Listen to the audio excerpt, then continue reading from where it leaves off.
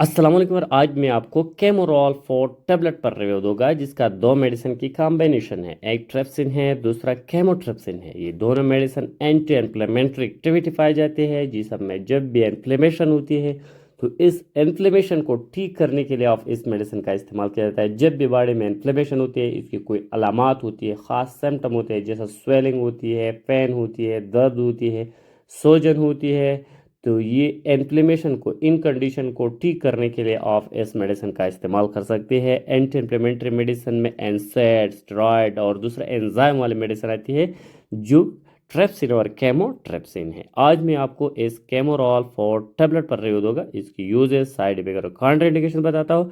लेकिन इससे पहले अगर आप हमारे चैनल पर नए हैं तो सबसे पहले इस चैनल को सब्सक्राइब।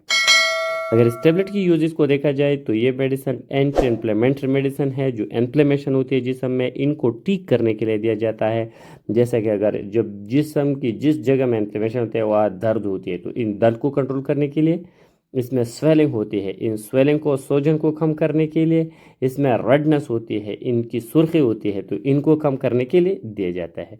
साथ ये मेडिसिन हड्डियाँ टूटनी होने के बाद जो दर्द होती है इनको ठीक करने के लिए भी दिया जाता है। जब कोई फ्रैक्चर हुआ है, एक्सीडेंट हुआ है, ट्रामा हुआ है जिसकी वजह से हड्डी जब फ्रैक्चर हुई है तो इसमें दर्द होती है। मसल में जो दर्द होते हैं, जोड़ों में जो दर्द होती है, स्पाज्म होती है, तो इन सारे कंडीशन को ठीक करने के लिए दिया जाता है। दांत में जो दर्द होती है, मसूड़ों में जो इन्फेक्शन होती है जिसे हमें जेंजिवाइटिस कहती है, तो इन मसूड़ों और दांत के इन्फेक्शन में भी ठीक करने के लिए भी दिया जाता है। ऑपरेशन के बाद जो दर्द होती है, इन्फ्लेमेशन होती है, ज़ख़म ख़राब होती है तो इनको ठीक करने के लिए दिया जाता है। ज़ख़म को जल्द अज जल्द ठीक करने के लिए दिया जाता है। ये मेडिसिन इन्फ्लेमेशन होती है, इन्फ्लेमेटरी कंडीशन को कम करने के लिए दिया जाता है।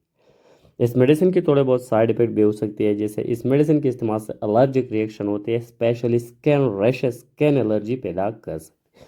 इस मेडिसिन की थोड़े बहुत कॉन्ट्राइंडिकेशन भी होती है, जैसा ये मेडिसिन लेवर डिजीज़ में नहीं देना चाहिए। जब भी लेवर डिजीज़ हो पेशेंट को तो ये बिलिरुबिन के लेवल को इंक्रीज़ कर देते हैं, इसलिए लेवर डिजीज़ में इसका इस्तेमाल नहीं करना चाहिए। किडनी डिजीज़ में भी इस मेडिसिन को नहीं देना चाहिए। अगर ज़रूरत है तो डॉक्टर भी के साथ मशवरा करने से प्रिस्क्राइब कर सकते हैं।